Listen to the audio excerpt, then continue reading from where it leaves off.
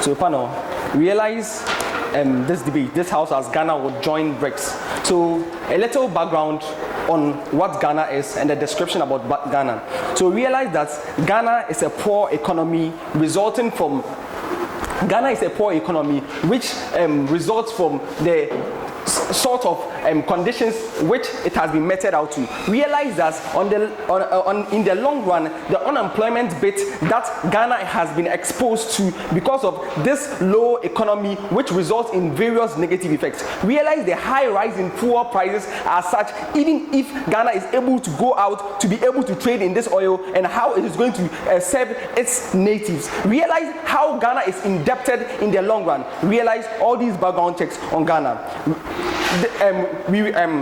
Take note of the resulting problems as well.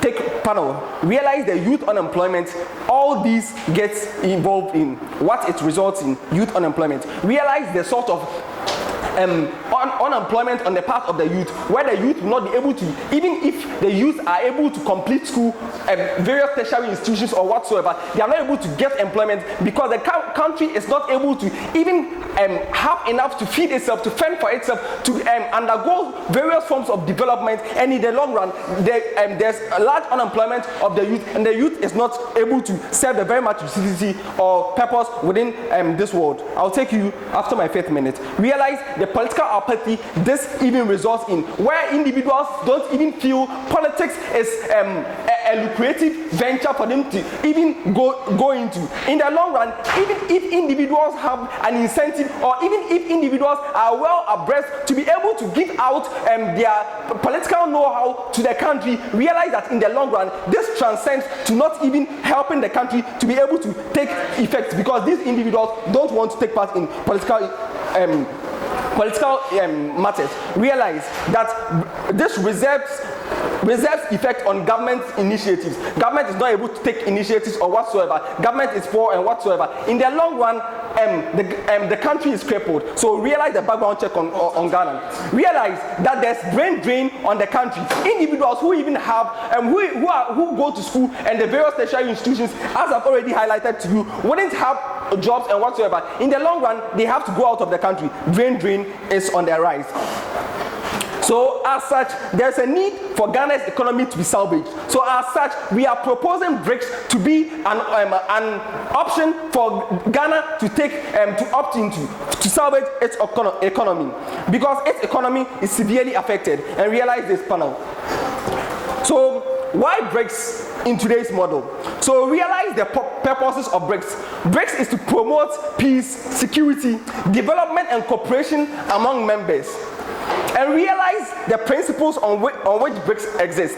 BRICS exist in such a way that there's non-interference in the policies and how other countries or member countries are able to go about their own duties. So realize that there's equality and there's mutual benefit. So what I benefit, you equally benefit as a member of BRICS.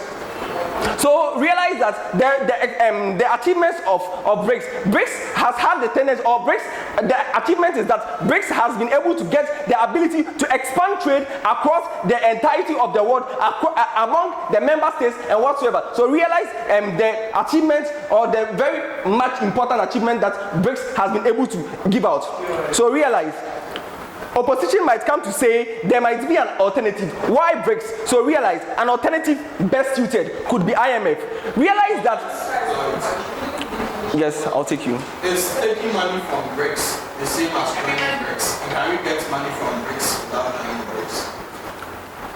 So realize this motion says this house as Ghana would join BRICS. So this is not about we taking money from BRICS or whatsoever. We are joining BRICS, and that is it. So opposition might come to say there's an alternative, which is IMF, so we should join IMF. So realize on the point of urgency, Ghana is in very much deep trouble. So on that argument, there is a need for Ghana to go into a certain sort of contract which is able to give it very much this approximate results. So realize with the IMF relief, it wouldn't give you that sort of agency. So it imposes on you first its measures, and secondly, it doesn't help you with infrastructure, and thirdly, it doesn't even provide you. It takes a very long time for IMF deals to fall in place for you to get money from IMF. So there's no need for us to look into this alternative that opposition might come to preach in today's debate. So we've already told you that on the point of agency, the agency is built on our model and on our side. So realize why other countries might not become angry at us.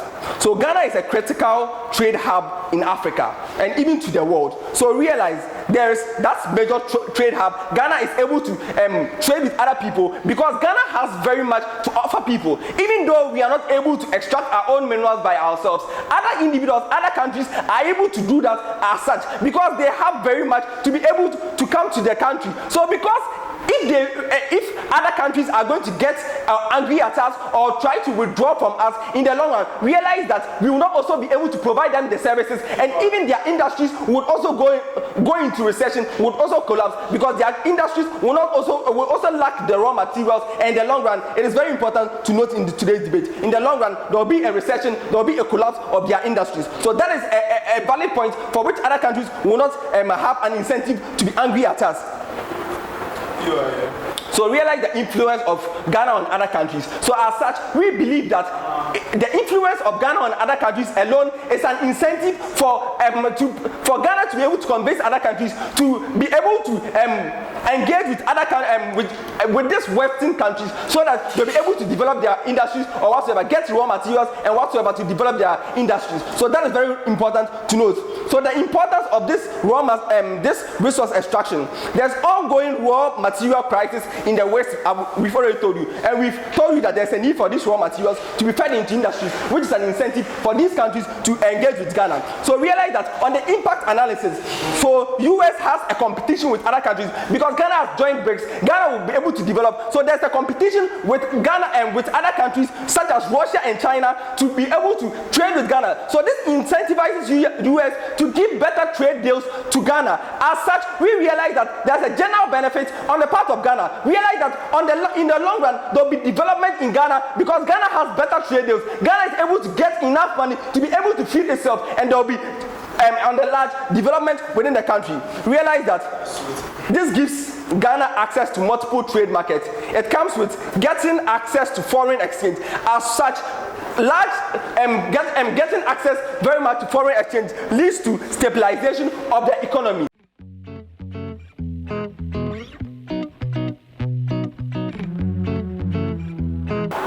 So panel, we agree with the characterization that OG gives to you about Ghana, except that we think that they even belittle the crisis that Ghana is facing.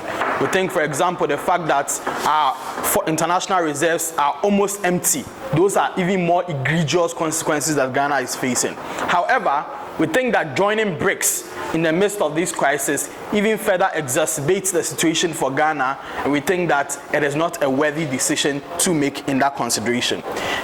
A lot of my rebuttals will be integrated, but it's important to note in this debate that Ghana has a long-standing non-aligned position when it comes to issues of geopolitics, conflicts on the international space, even though we can consequentially agree that Ghana is West-leaning.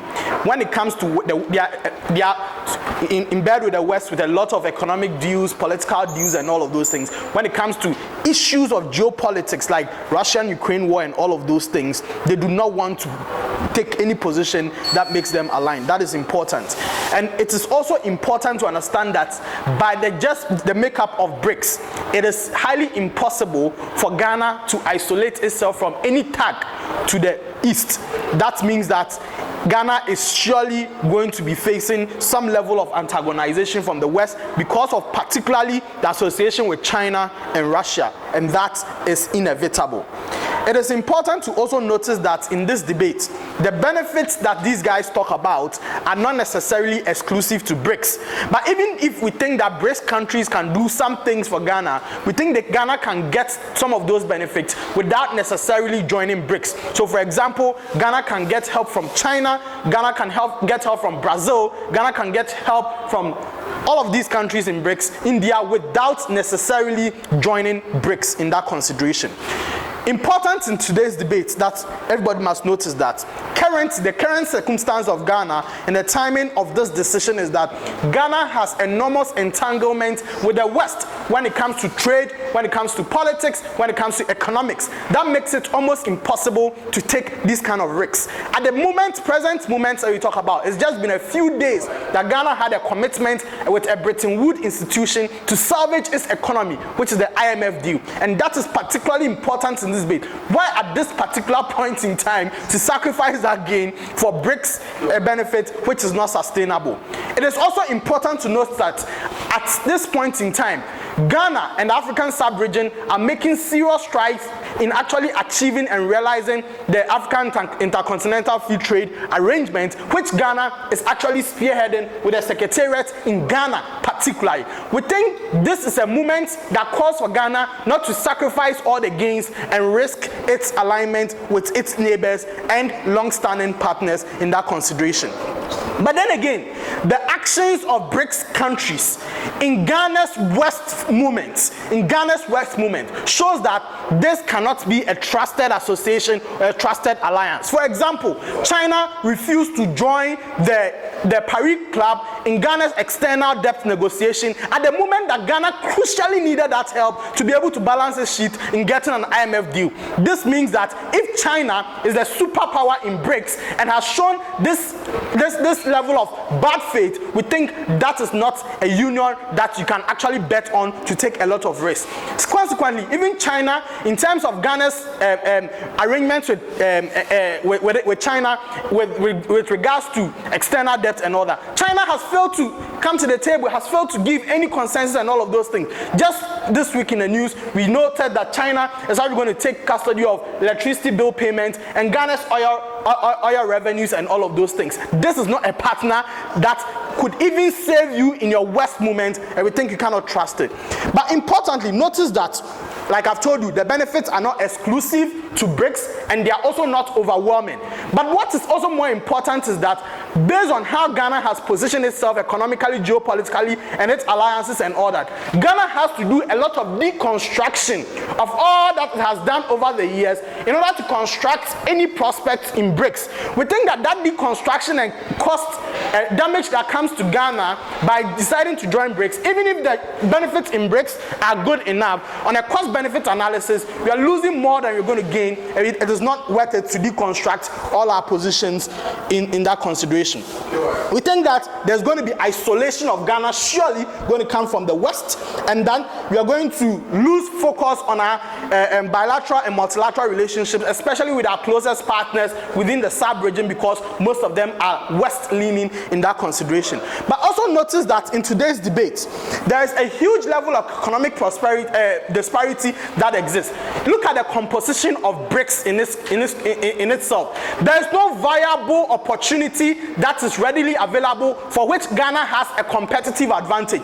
Ghana's economy is mainly an agric sector and service sector and raw materials production. When you get to BRICS, agric, Brazil is a powerhouse in agric. Ghana does not have any competitive advantage over Brazil when it comes to agric. Given that Brazil is a long-standing member of BRICS, Ghana cannot overtake them, apart from the fact that Brazil is even better than Ghana when it comes to agric. When it comes to mining sector, South Africa is there, world's #1 producer of gold. When it comes to services, India has the population. I mean, there is no viable exclusive opportunity that Ghana is going to tap into, and that is important. But on the basis of political alignment and all that, we think that in terms of democratic principles and all of those things, these are countries that are directly antithetical to all that we stood for and our belief systems, and particularly the kind of alliance that we formed all over the years. And so that kind of disalignment and the effects that is going to cause for us is particularly bad in that consideration. There's also going to be a lot of trade imbalances, because if you look at the economies that exist in BRICS, and given the fact that there are just a few countries with few donors, they don't just spend anyhow. And so you need to actually match up with in terms of output and all that. Ghana cannot do that. There's going to be a huge imbalance in trade. And especially when Western countries begin to isolate Ghana economically, it means that infant industries in Ghana are going to suffer in that consideration. But then again, notice in this debate, if you don't get anything, it is possible for Ghana to leverage on existing valuable partnerships with Bretton Woods institutions and the West to be able to salvage itself without risking all of those things. The financial implications that comes with joining BRICS are also enormous, because they have their own financial mechanisms that Ghana has obligations to donate to and all that, like the New Development Bank, the contingent reserve funds and all that. These are financial obligations on Ghana that I think Ghana cannot meet and will not be relevant in that consideration. We don't think it is a wise decision to join BRICS.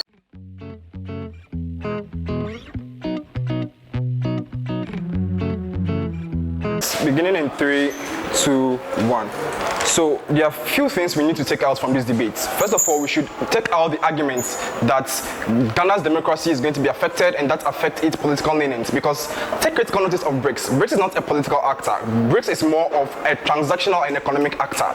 So all the impacts that Ampah comes to bring about, that Ghana is going to affect the westernized ideals and it's going to affect how Ghana is being portrayed in the political sphere, are impacts that are non-existent. But even if those impacts exist, my partner has proven sufficiently how the US and the westernization are still going to have an active interest within Ghana and wouldn't want to back out, even if it's all about the political ideals. I'm going to provide further analysis to that argument, but I'm also going to rebut whatever that opening opposition says and bring some few extensions within this particular debate.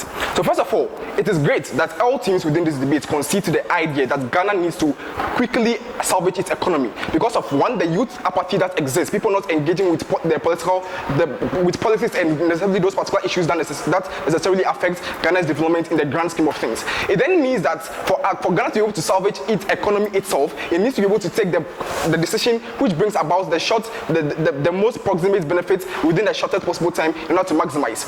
The alternatives which exist, which is supposed to say that, the Western world exists, the IMF exists, and that's something we should also take note of. The focus of this debate necessarily is not about taking loans or necessarily like when we join BRICS, like there's a distinction that exists between us taking loans from BRICS and us joining the BRICS in of itself. Because when it comes to taking loans from BRICS, we could just equally take a loan from China. We could equally say we're going to take a loan from Russia. And that's the sharp distinction we should note from this debate. The debate focuses on joining BRICS, and we should focus on the maximum benefits that we're going to gain from joining BRICS. That means that necessarily, when it comes to the bargaining table, the bargaining table, we have the equal access, we have the equal ability to bargain with this. And that necessarily is going to tackle out all that opposition's case hinges on. Because one, they say that Ghana joining BRICS doesn't have any competitive advantage. I'm going to fully analyze why that's in the face of its false. Because they only mention things like South Africa, and mention things like Brazil. But notice that when it comes to Russia and China, and apart from India has a huge population, like China and Russia, such individuals are people who need China has a huge population crisis as it stands now. As it stands now, its manufacturing industry is one that is crippling down because they need an active aging population. And Africa and Ghana in of itself is one that provides that young population to be able to tap into this service market. It then means that in that particular instance, Ghana has a competitive advantage on that particular front. But more so, we think that how Ghana necessarily is able to necessarily gain that impact also stems onto the idea that the same analysis that they bring, that there's going to be antagonization from the West. We think that necessarily there's an increasing Africa trade rush that exists. People from the European countries, the US countries, their idea is to be able to tap into the African population, because necessarily Africa is perceived to be the next hotspot because of its active aging population that's predicted by 2050, the human resources come from Africa. It then means that there's an increased incentive from the European countries, the Western countries like Europe and US to actively tap into the African population market. It then means that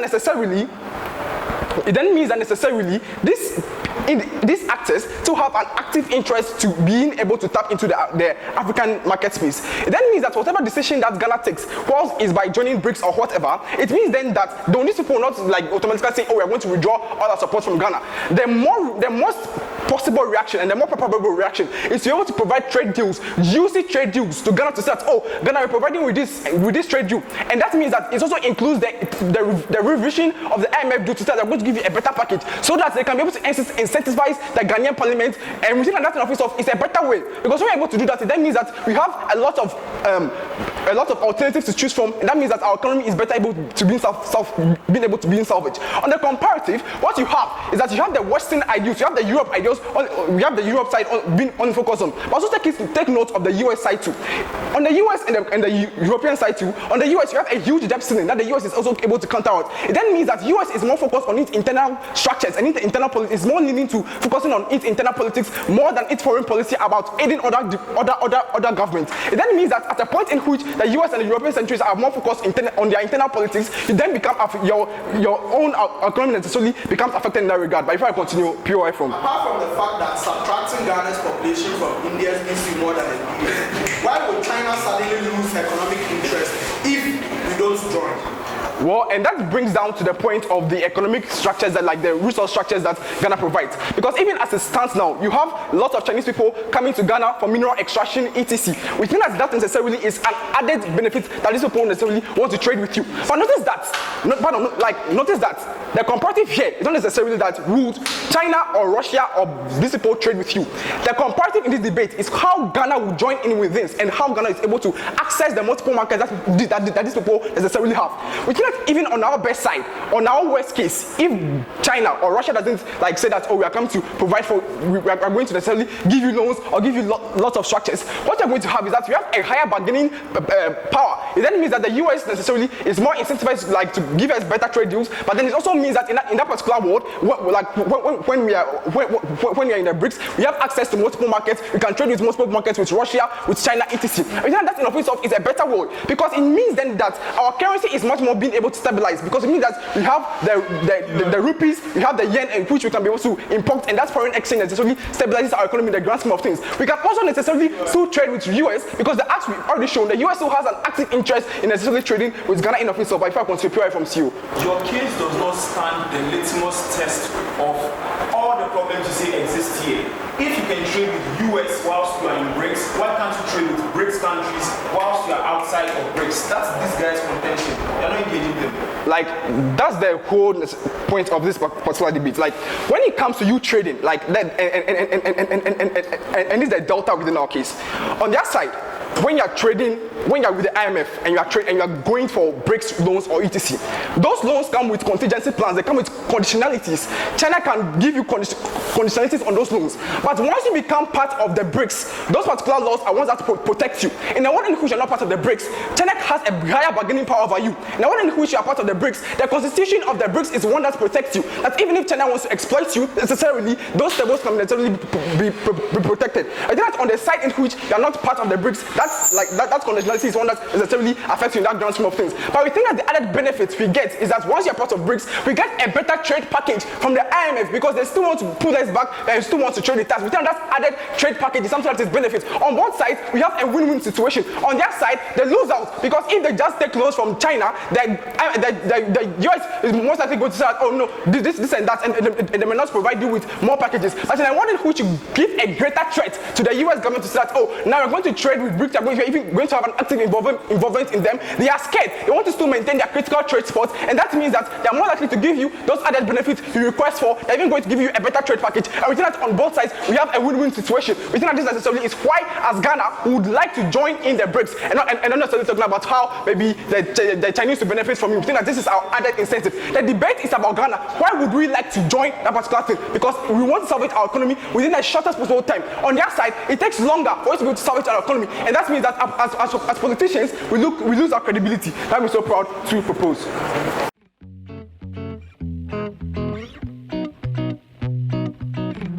So let's just assume that BRICS is interested in Ghana joining, because countries like Indonesia, Turkey, and Egypt have gone to several BRICS conferences and talking to them many times about joining BRICS and its prospects. But still, since 2015, BRICS has said no, albeit the fact that these are countries that have more to offer BRICS than Ghana can ever offer.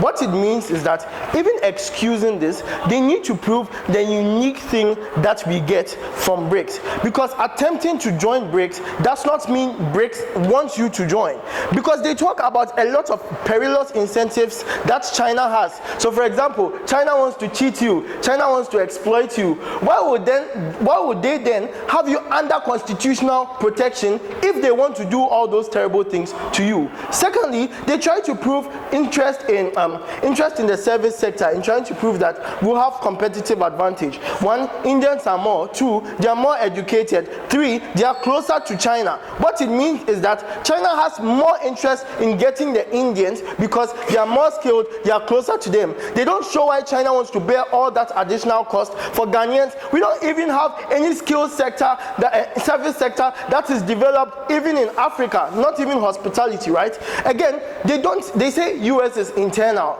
Like, country deals are not the same as IMF deals. It's not really the same. It's poor argumentation. But secondly, they prove that China has a lot of internal issues to deal with. Population crisis. China is battling a lot of insurgencies, trying to get with Taiwan. They don't show why China cares about Ghana more than all those things that they are facing at their borders. But the problem from them is that we still get things from BRICS countries while not joining BRICS. How? We still get apples from South Africa. We still trade with them. We got vaccines from India. We get meat from Brazil. It's really unclear what is there in those BRICS countries that only BRICS can give you. Again, I think that it's like they try to assume that the world is afraid of Ghana some way because Ghana has things that the world needs. One, Russia gave more to the world than Ghana, but look at what's happening to Russia. You really cannot predict geopolitics. But again, let's assume the best case, that the West doesn't get angry.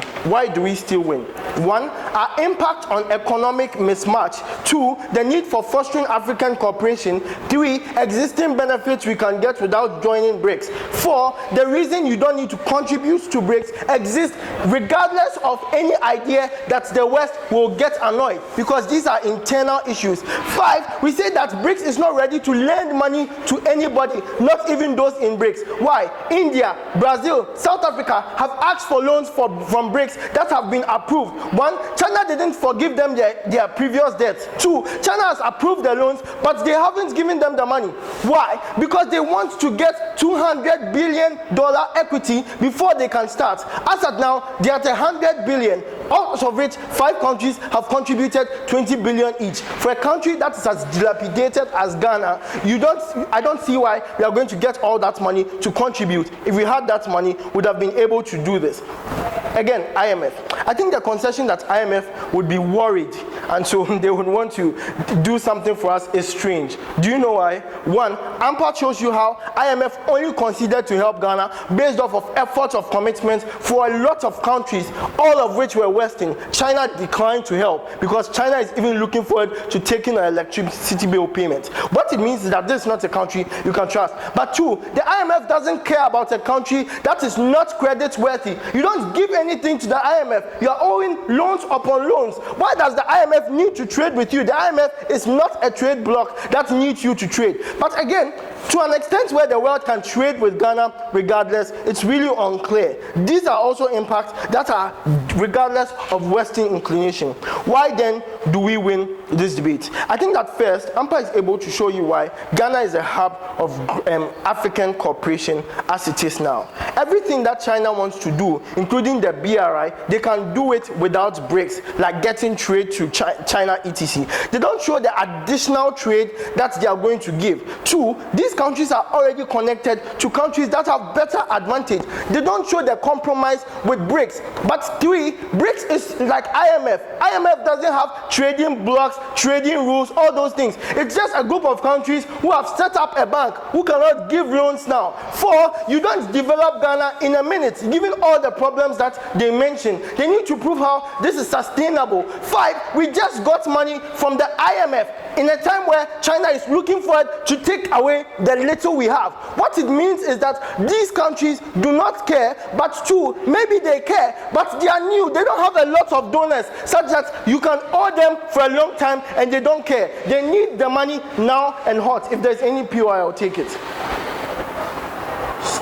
Okay, quick question. Do you think lives are more important than money? You need money to save lives. So to an extent where you don't have the money to save lives, it's really not unclear how they are going to benefit. But again, you can take loans from all those countries without joining BRICS. They will give it to you for all the reasons OG says. They want your gold, they want all the sweet things that they want. Even if you don't join BRICS, they will give it to you. What it means specifically is that they need to prove what is specific about joining the BRICS convention. Because the assumption is that BRICS is just economic but not political. Why is this not true? 1, the BRICS convention literally has it that they want to rival the IMF because it is rigged with inconsistencies. Secondly, there is a reason there was pressure on South Africa to try arrest Putin when he came for the BRICS summit. What it means is that these come with political repercussions and political obligations as well. 3, that is the new currency that countries are using to take over countries, to take their airports, to take their minds. It is literally debt that will allow them to get it. How is China getting our revenue? It is through debt. What it means is that for a lot of countries, debt is the biggest way that you can get into a country and control their industries without using any act of force or war. To an extent where Ghana is really and largely indebted, the last thing you can do as a country in this time is to engage in more debt. I've shown you a lot of things. 1, there is no money that BRICS can give you. 2, BRICS can give you money through BRICS countries who are more willing to do it than BRICS as a whole. Why? China has a better, bigger foreign reserve than BRICS has because it's a new bank with inception stages. We prove to you why the internals of Ghana matter more. Even if the West doesn't get angry, this isn't a worthy compromise. Proud OO.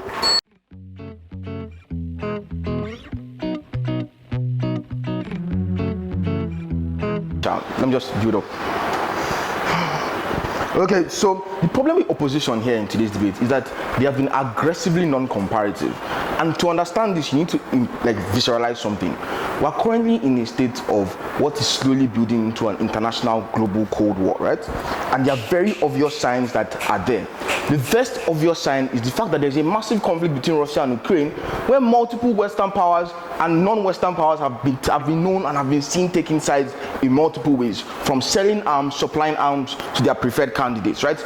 But it also exists primarily just because of a contest of economic benefits. The rise and the growth of China implicitly means that they are going to have to take somebody's market share. There is only so much commodity that can be produced in today's world, and there is only so much demand that exists for those commodities. At the point in time where you are expanding, you are stealing somebody's demand, and that itself is problematic, and that leads to conflict. What that means is simple. Is at the point in time where you prioritize Bretton Woods institutions, you implicitly, to some extent, imply a rejection of BRICS institutions. At the point in time where you prioritize BRICS institutions, you implicitly, to some extent, imply some rejection of Bretton Woods institutions. Not primarily because they can't trade with you at the same time, but because they wouldn't want to trade with you at the same time, because you automatically show preference for one or the other. But the problem with OO then comes into this, right? Is at the point in time where today's debate is then built down into a comparative of access, and who then gives the better options when you are given access. They have to show why a lot of the harms that they claim exist are comparative and exist strictly on one side and compared to what exists on the other side. They've done none of that, and I'm going to show you how those arguments are non-comparative. First and foremost, attempts to join, your willingness to join. There is no sign that Bretton Woods institutions are willing to accept Ghana into a position of favorable power or good decision-making print, right? The G7 has never invited them to do shit. They've never invited them to sit on the table. So if you're saying that there's no sign that BRICS wants you, then there's obviously no sign that the IMF is willing to put you in a position to make insane decisions and have the influence that you need to improve your world, right? But moving on beyond beyond that, they claim that there is uniqueness, or like there's a need for you to have a unique value proposition.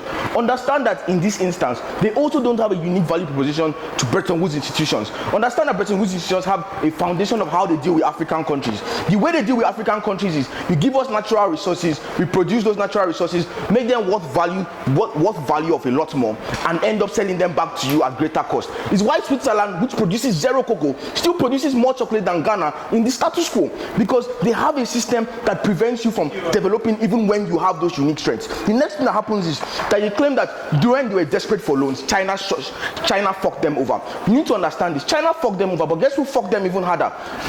These guys, sorry about that. The guys on the Bretton Woods institution, where they demanded so much more from them, and inevitably crippled their systems and ruined their exchange rate. So if that's the comparative, they still fall out. But once again, moving on beyond that, they talk about the problems with like insurgencies and inconsistency that could possibly exist. Understand that is also non-comparative, because they claim that China has like war-related problems. Guess who is on the other side of the war that they are fighting? People that are supported by Bretton Woods institutions. So they are both already in a cold war right now. As I pointed out in my context, there is nothing comparative about OO. He literally contributes zilch to today's debate. Just fancy words and poetic English. We move beyond that. Now let's put the comparative of what joining BRICS obviously means. I think the context itself is fairly clear of what moving towards BRICS means, because at the point in time where you show expression to join, even if they don't accept you, it's a symbol of friendliness, it's a symbol of preference, it's a symbol of what side you stand on, right? And that in itself communicates a message. What does that mean? One is that they are probably significantly more willing to give you loans, yeah, or more willing to give you money in the comparative, yeah. And this doesn't just apply to BRICS as a whole, but the individual countries under it, because you've taken their side. Moving on beyond that, there's probably easier trade with these countries, because what BRICS has been pushing for, and this is unique context that needs to be understood in today's debate, is that they break away from the dollar-centric system. That is that when you trade, you need to trade compared to the dollar, and when you trade compared to the dollar, you then have to trade based on how your currencies weigh against the dollar. The comparative here is that Ghana just got screwed over by the dollar because of the large amounts of loans they just took. Their currency is very weak in contrast to the dollar. What that means is that if they're going to build up on this system, they're going to be consistently crippled. The comparative here is simple. The Bretton Woods institutions operate off the dollar, and that is their standard pin currency. The BRICS is aggressively trying to move away from that, which means you can get more value for your money at the point in time where you're not pinned like that. Your POI. So its response is that the West and Russia's people are all messed up. So what they need to justify is whether a messed up system is willing to give as much as you need to salvage all the problems that you claim. Partner, we're not going to lie to you. Nobody's going to give you all the money to fix all your problems on that side. But we're going to put in the metric that makes us win today's debate, right? And that is true, because both countries have issues that they have to deal with. They have personal preferences and their own citizens to prioritize. But we're going to show you why it's better. There are two things you need to improve yourself in this particular scenario, right? One is that we first and foremost think that economics is important, but money is a means to an end. That end is protecting people's lives and performing your obligations as a state. Understand that this is a state debate, and the priority of states, even beyond making people wealthier, is protecting their human rights, stuff like their rights to life. Why do we think we're more likely to protect and defend human rights in a world where we side with BRICS, right? Because understand that the most fundamental human right is like the right to life, and then the ability to express your dignity from that access to the right to life. Understand that poverty, especially when it targets the poorest of the poor, I'm not taking any other player, just put your hand down. Like, it just ruins the world for everybody else, right? Because when you're poor, you lose the ability to make choice. Because if you're poor, you can't choose what to eat. You just take whatever is given to you. You end up starving and dying because obviously you can't afford anything. So extreme poverty, especially when it's targeted at the poorest of the poor, leads to death, a violation of dignity, and continuous suffering. This comparative is crucial in today's debate for one simple reason. What do loan policies from Bretton Woods institutions look like? What are the concessions that they require you to make? They require you to make concessions like reducing subsidies. They require you to make concessions like removing pensioner funds. They require you to make concessions like cutting off accounts and cutting off those particular levels of access of things that were deliberately designed for the poorest of the poor, the people that need the basket under them. At the point in time where those loan systems involve cutting off those baskets, even when you get that money, you sacrifice the people that you got the money for in the very first place, which means that you ruin the system completely. The comparative that needs to be understood in today's debate is pretty clear, is that at the point in time where you do give when you do agree that this problem exists, why is BRICS better? Because what BRICS and China generally has a policy of doing is taking over mismanaged state resources. Mismanaged state resources like the completely failed mining sector that led to the Galamsey crisis that exists in Ghana right now. Like taking over state resources like the electric sector that is underperforming. Even in the worst case where they also mismanage it, it doesn't affect the poorest of the poor at the extent or at the depth or the wickedness to which it affects and condemns the poorest of the poor in the comparative. At the point in time where we save the poorest of the poor, we prevent them from losing their lives stupidly, we think we ought to win today's debate. I'm very proud to do the CG things.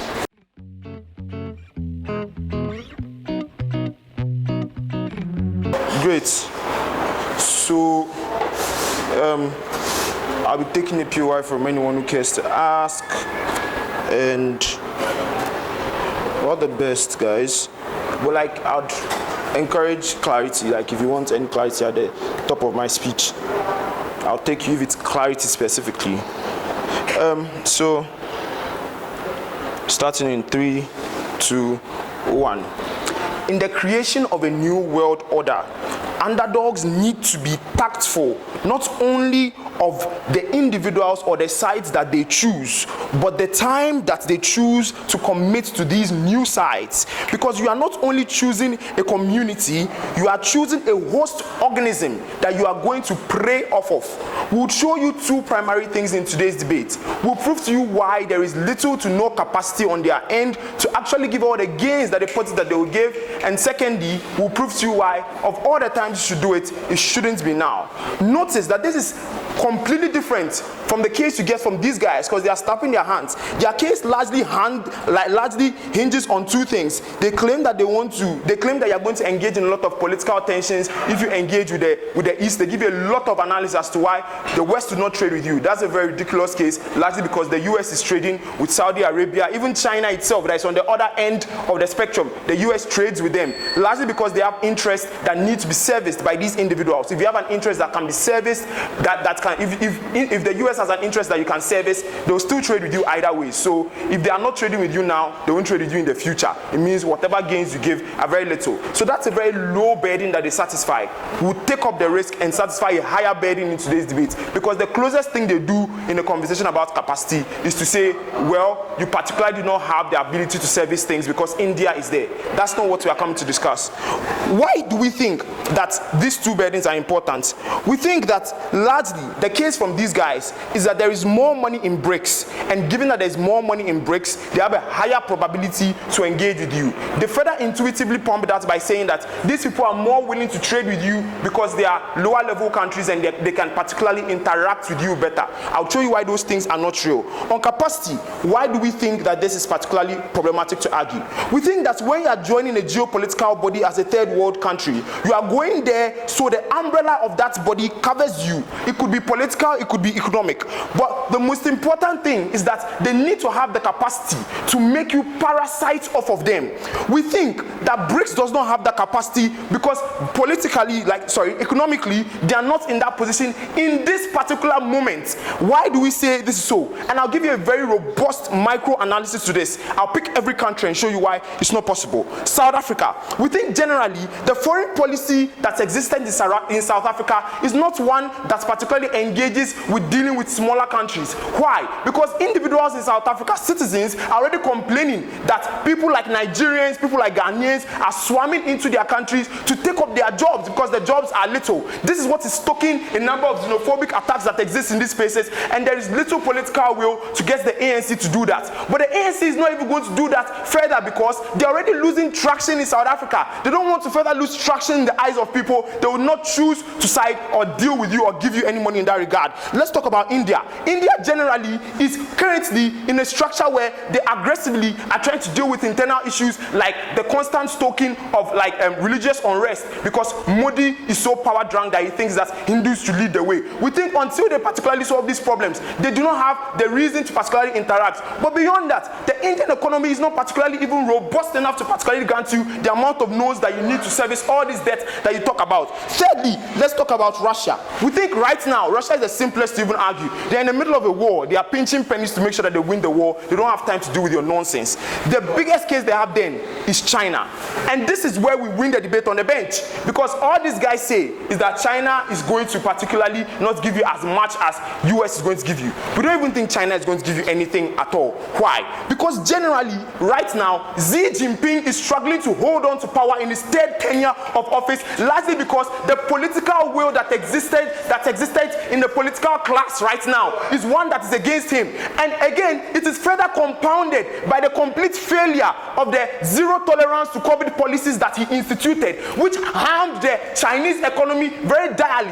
That is why right now you don't hear anybody talking about, oh, China just gave loans to these guys, China just gave loans to that guy. Those things are analysis that could have worked 2 years ago. In today's time, right now, they can't argue those things because China is not even giving out loans. As it stands, they are looking for robust gains, which they cannot get largely because you can knock the table. You didn't give the analysis I'm giving. More importantly, we think that the reason why this is primarily relevant is because today's debate happens in the context. Let's do it right now. Because the reason why we are considering this is because of all the egregious harms that they talk about. Why should we not do it now? We think that to a large extent, given that all the gains that they talk about are possibilities we can get from the other end, we think that comparatively, there is no reason for us to engage this. Because Ayafa concedes to that. He said, on both sides, there are issues. But it does not show us why, on his side, it is better for us to go for the issues that are there. The reason why we should go for the issues on our side is because on a broader level, there is more legitimacy granted to institutions that are Bretton Woods institutions. There are more countries existent within it that can particularly supplement whatever discrepancies they have with regards to funding, with regards to financing of your loans. These guys only have the 5 countries that are in BRICS. The reason why other countries are not opting to enter BRICS is because the legitimacy and the amount of funding they need is non-existent. That is why, at best, right now, people only claim China is a threat. They don't say China has become the new norm. It is only a threat up until the point where other individuals opt into it. And the reason why we think this is important is because until there is a swarm of individuals opting for them, we should not do that. Closing. Okay, very quick question. No, entire piece is non-comparative because the West also has populism and right. Yeah, that's very stupid. We don't talk about populism. We talk about the possibility of getting loans from these individuals. Bretton Woods institutions have so many countries that they can particularly outsource a lot of these things from. But beyond that, they have an organogram that is fully dedicated to making sure that anybody can do it. But if you even think that the West cannot give loans, then OO wins the debate over you guys because they spend their time analyzing how we took IMF loan right now. So it means that they have proven capacity on their end to that extent with regards to your case. We think that that's a very lazy way to do this. You'll be third to these guys who will be fourth. We think that the reason why timing is equally important in today's debate is because right now there is no swarm of people going into BRICS. When there is a swarm, you can join. Why? Because when there is a swarm, you look like you're just opting into a trend. If you join now, you are starting the trend. There is no certainty that that trend is going to work out. Given that that trend is not certain to work out, you should not do it. More because right now the amount of issues you are dealing with internally is too much for you to risk opting into a trend that is not going to be certain. You are not only choosing a side, you are choosing a new slave master. Choose the one that is going to give you more bread than the ones that are going to give you little bread. Very proud to win. Thank you very much for this member.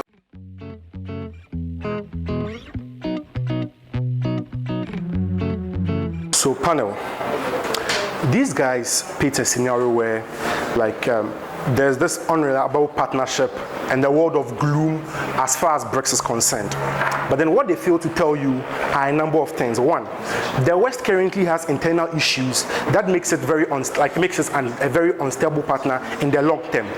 Currently, if you look at America and the kind of politicking that is going on, it is very likely that Donald Trump might come back and then begin to look more inwardly like he did when he was president and he was pursuing protectionist policy.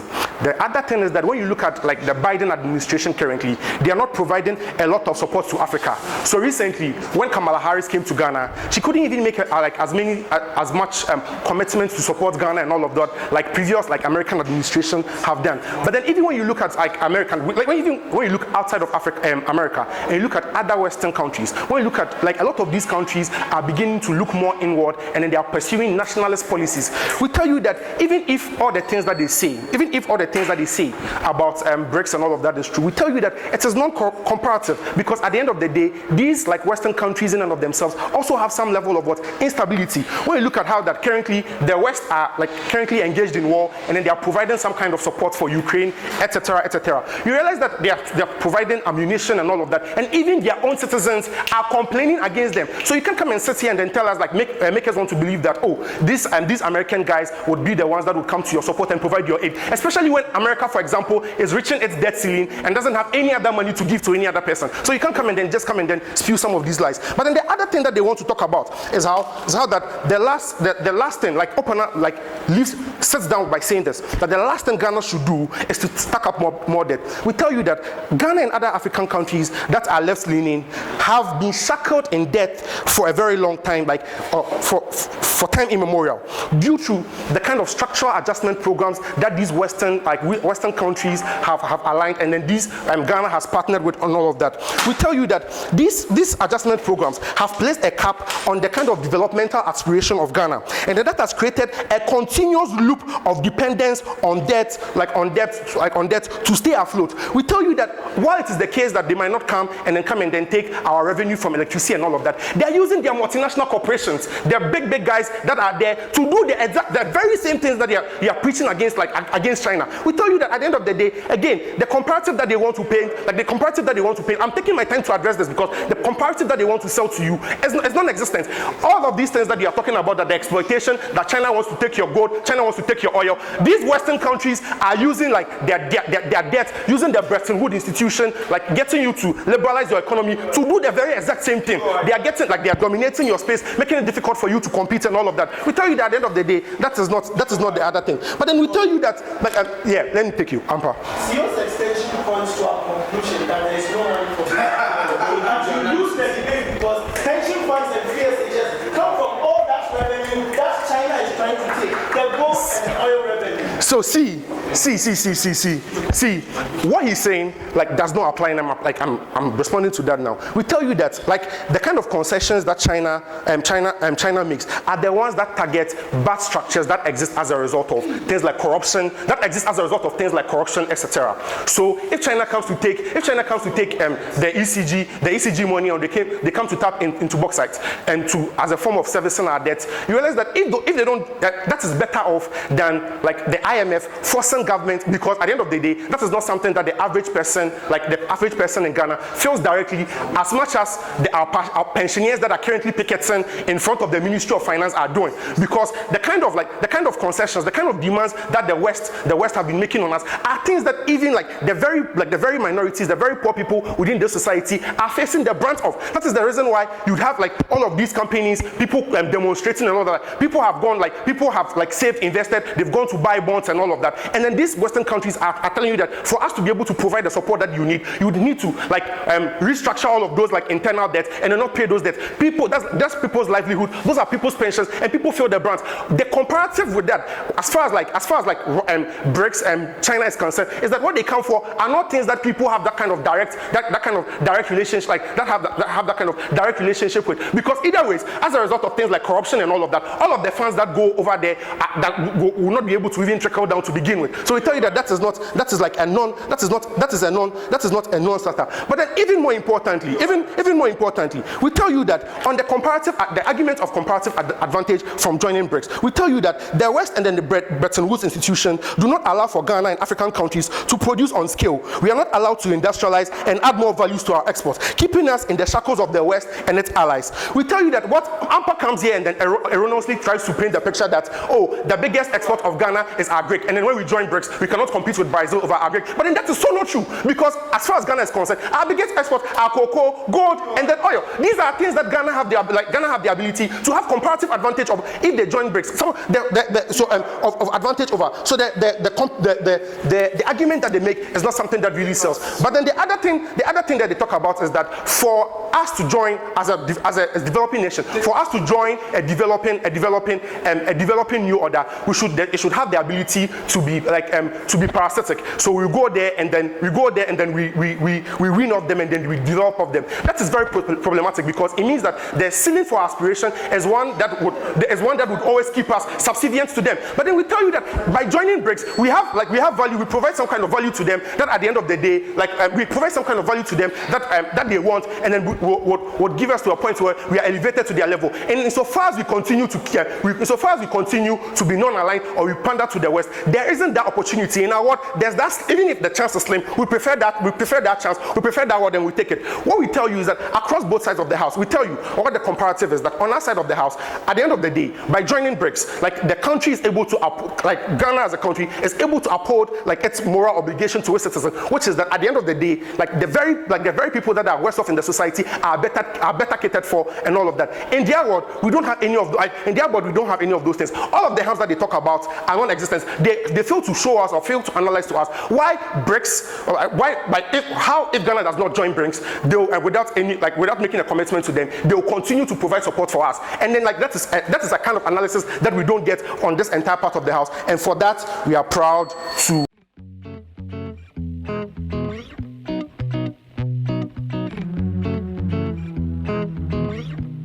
You probably have them out already, and then I'll just compare the three teams and show you why we stand out for three reasons. First of all, they are very, very assertive, which you have already noted down, because they say when you join BRICS, it means that things are going to get better. What are they going to give you? And that's how come the POI on loans come in, because these guys say you can take loans regardless. You say, oh no, when you join, what are you going to take? It's obviously still going to be the loans, and the analysis gives in response still effectively affects them in that particular regard. I think the second thing then is that he argues that there's going to be competition amongst you. So if you run to China, then the West are going to be jealous, and then they want to go back and come and get back and come in and then come and get you.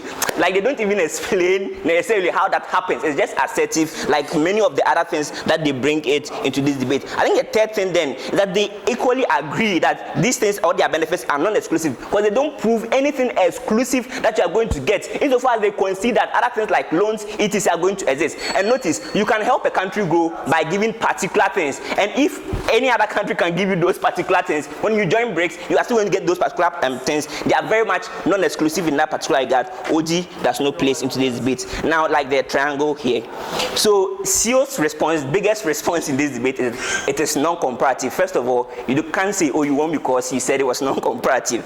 But then, here's what non-comparative means. Non-comparative means that their side also suffers from the same issues. And so, several things. One, internal issues exist. Secondly, they are all the West and then BRICS are all on parallel sides of all the wars and everything that they tell you about. But thirdly, both of them have little money as individual countries to be able to give in that particular regard. But the biggest flaw is that even after Ayafa shouts non-comparative, they still fall into that trap. Ndukwe tells you, oh, they are going to they also fall into that trap. Ndukwe tells you that these particular people are going to instill very terrible policies when they come. They are not going to make you a country that produces. They are going to export. That's the same thing that BRICS are going to do, because all their benefits are equally premised on export. So they equally fall into the non-comparative trap that they set. These guys are very inconsistent, and you cannot rank them above prosper and not in that particular thing. But let's engage the two things that they bring, and that's why I'm going to be doing the bend decision, because we both engage them fair and square on that. I'm going to put you why we are better. So the first thing he argues is that there's going to be a narrative that we are with you and we want to join you. That narrative is non-comparative, using its own way, because on our side we signal to the other side that we want to join you, and so come and help us. If you agree with Ayafa that giving signals to people will make them help you, we say giving signals to people would also on the West would also make them help us. So it's very, very non-comparative in that particular regard. But this is the breakdown of the engagement that you get from O.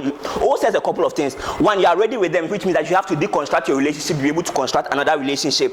They also say that you are going to lose relationship with the African groups and kind of the AFTA that you raised from. The reason why those things are less certain is South Africa is part of the BRICS, but South Africa is also a key player in AFTA. But second thing, they also engage in geopolitics, and the need to help countries are really, really not as simple as they say. If you go to them, you will not come to in that particular regard. It's a plethora of complex systems, and so even if governments are not willing to help you. Like, you know, companies that have an incentive to come and invest are still going to do this in that particular regard. And that's why, like, even Prosper gives you the example of how even USA trades with China. So it's not going to be a complete relationship. If you are here, I'm not going to come with you. Even if the government refuses, companies are going to come. As a typical example is like the relationship between US companies and Indian like tech giants, where like these particular Indians are now heading companies. So even if the government says that they won't support India, you know, these particular corporations would exist. Why is this particular thing important? I mean that the engagements you get from these sides, when they say their conclusions are not sufficient enough to make them win automatically over these guys.